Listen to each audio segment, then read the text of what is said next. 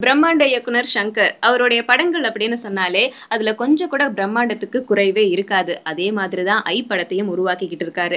கொடைக்கானல்ல 300 ஏக்கர்ல விதவிதமான ரோஜாக்கள பயிரிட்டு, அத வளர்த்து வேற வேற காலகட்டங்கள்ல பாடல்லாம் வந்து ஷூட் பண்ணிட்டு இருக்காரு.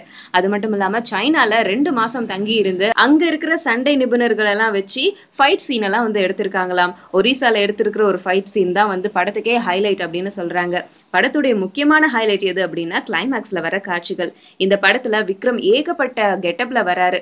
முக்கியமான கெட்டப் என்ன அப்படின்னா 50 கிலோல ரொம்ப ஒல்லியான ஒரு தோற்றத்திலயும் 110 கிலோல ரொம்ப பெரிய ஒரு தோற்றத்திலயும் வராரு. அதுதான் இந்த படத்துல விக்ரமோட ஹைலைட். அது மட்டும் இல்லாம இன்னொரு 4, 5 கெட்டப்ல வராராம்.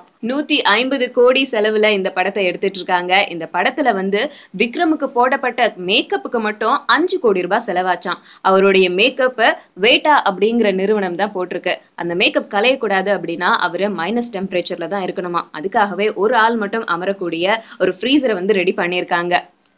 சோ இவ்ளோ வேலைகள் நடந்துட்டு இருந்ததுனால தான் ஐ படத்துடைய வெளியீட்டுக்கு இவ்வளவு நாட்கள் ஆகியிருக்கு.